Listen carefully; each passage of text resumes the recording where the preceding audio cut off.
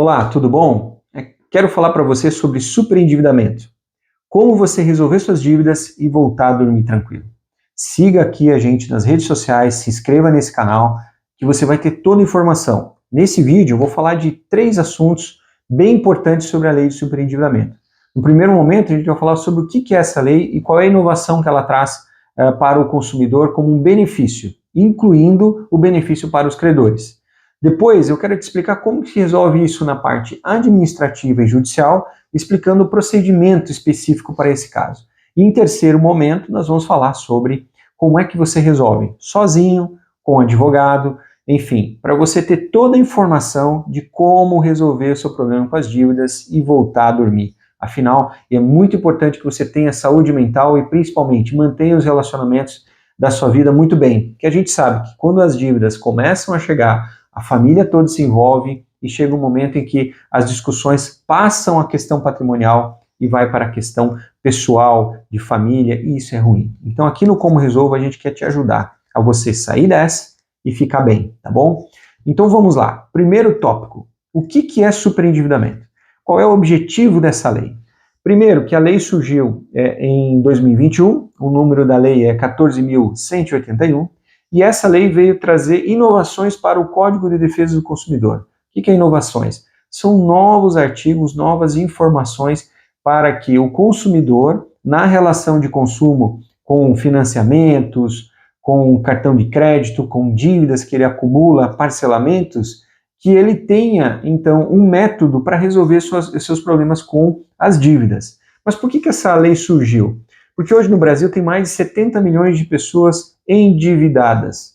E essas pessoas endividadas, elas estão com um grande problema. Primeiro delas, exclusão social do consumo. E o segundo problema, elas estão super endividadas de tal maneira que não conseguem mais manter a sua vida, o seu mínimo existencial para viver. O que é o mínimo existencial para viver?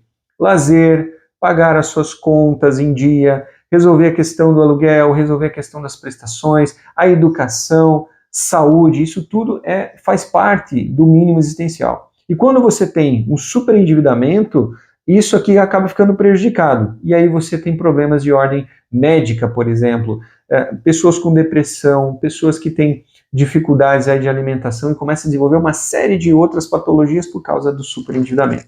Além disso, graves problemas com a família. Então o superendividamento ele é um problema nacional, tanto que a lei veio para proteger as duas partes na relação, os credores e os consumidores. E quem que intermedia isso? Nós vamos falar na segunda parte agora sobre como é o processo administrativo, como é o processo judicial. Mas antes, eu quero que você saiba que existem 2 princípios muito interessantes na lei e que você deve guardar com você. O primeiro deles é a boa-fé. O que é a boa-fé? A boa-fé ela trata de uma conduta em que as duas partes de uma relação contratual mantêm as situações de forma igual, sem que pese para um lado mais e para o outro menos, prejudicando então alguém na relação. Então, quando se faz uma contratação de um financiamento, ou um empréstimo consignado, ou um cartão de crédito, ou qualquer cenário que é uma relação de consumo, deve haver em todo o procedimento, seja antes, durante ou depois da relação contratual, a boa-fé. Tanto é que, em alguns momentos, como a pandemia, isso é muito legal de falar, ela traz um desequilíbrio, porque é um fato externo. A pessoa, ela passou por um momento de perda financeira e o outro lado tem uma prestação que está cobrando todos os meses. E você acaba ficando de uma forma impossível de pagar ou pagando com grande dificuldade.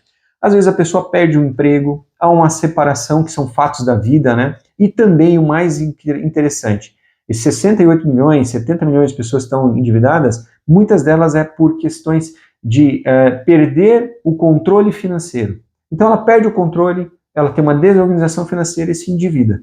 E isso vem acabar trazendo vários problemas para ela. Então a lei veio para, com esse princípio da boa-fé, trazer para a mesa as pessoas que estão pagando e não estão conseguindo o mínimo existencial, e as pessoas que estão as credoras, são os bancos, são as empresas que estão com um valor a receber desse consumidor. Traz tudo para a mesa e arruma a casa, por assim dizer.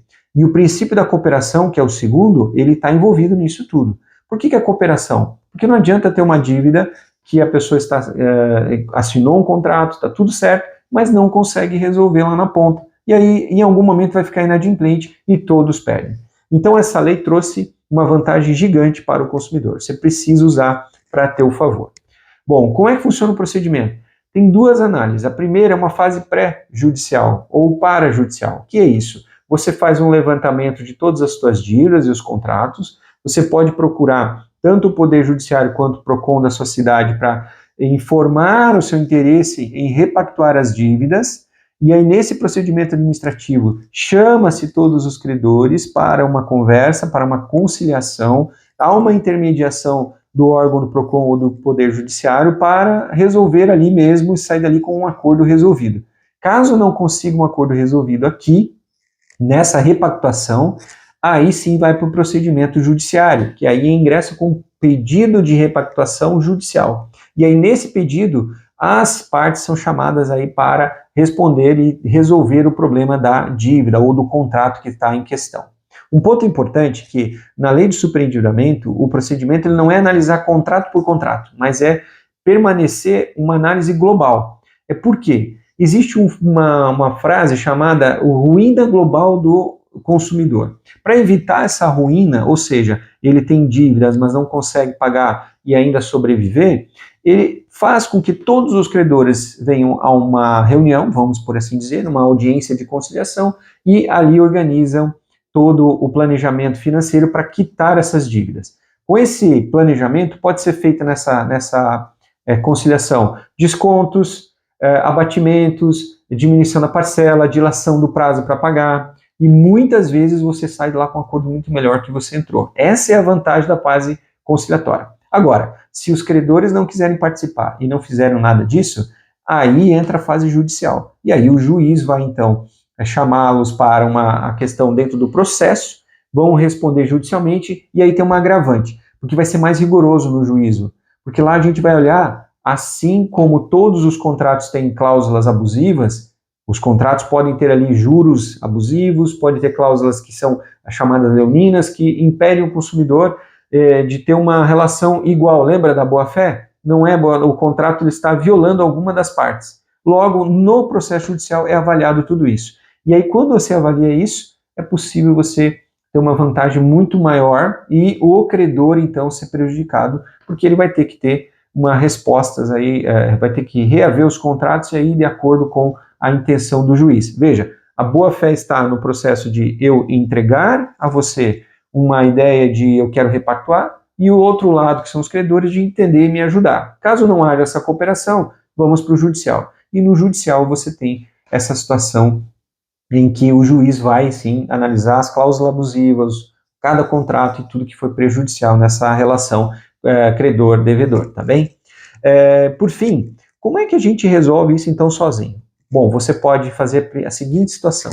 Faça um relatório simples com todas as suas dívidas mensais, água, luz, energia, tudo que você tem de despesa mensal. Não esquece de colocar transporte, escola, plano de saúde, gastos com alimentação, gastos com lazer, que isso tudo é importante. Tudo isso vai num relatório. São as suas despesas mensais. Do outro lado, coloque todas as dívidas. A origem da dívida, o que se trata, é cartão de crédito, é financiamento, é um empréstimo, enfim, todas essas relações de consumo. E aqui você tem esses dois dados. E você faz, então, um planejamento de pagar as suas dívidas num prazo até 60 meses. Como você faz isso? Defina um valor, ou pelo percentual do seu ganho, da tua renda líquida familiar, ou do ganho no sentido de um valor fixo. Quero pagar R$2.000, por exemplo. E aí, dentro desse valor, você vai repactuar e vai propor a negociação, tá? Esse é o procedimento que você vai conseguir fazer sozinho. Se você não conseguir isso, você procura um advogado e ele vai fazer todo um procedimento, vai também ingressar perante o Poder Judiciário pedindo uma audiência de conciliação e pedindo que depois, caso não haja conciliação, o ingresso com um processo judicial para que haja, então, essa solução para que você se sinta bem atendido. O importante é que, nesse processo, nessa lei, essa inovação, você tem uma alternativa para resolver suas dívidas e para dormir tranquilo. Em conclusão, você pode sim resolver e sair das dívidas. Tem mais de 70 milhões que estão assim, existem várias situações abusivas e também a falta de informação na hora de contratar, a falta de análise de quem está oferecendo o crédito, ver se você tem condições de tomar esse crédito, e a falta de informação. Então você tem como resolver, sair dessa e ficar tranquilo. É possível ainda, nessa repactuação, pedir uma carência para começar a pagar. Veja que maravilha. Então, procure um órgão como o PROCON, a Defensoria Pública ou o próprio Poder Judiciário, e se você não conseguir, você ainda pode procurar um advogado para te ajudar. Aqui no Como Resolvo nós estamos à sua disposição. Informação é um direito seu e eu espero que você tenha gostado. Tá? Curta esse vídeo, compartilhe e deixe o teu comentário. Talvez ali tenha uma resposta e a gente pode te ajudar de maneira pontual, tá bem? Um abraço e fique bem. E que você consiga resolver esse seu problema e voltar a dormir. Esse é o meu desejo.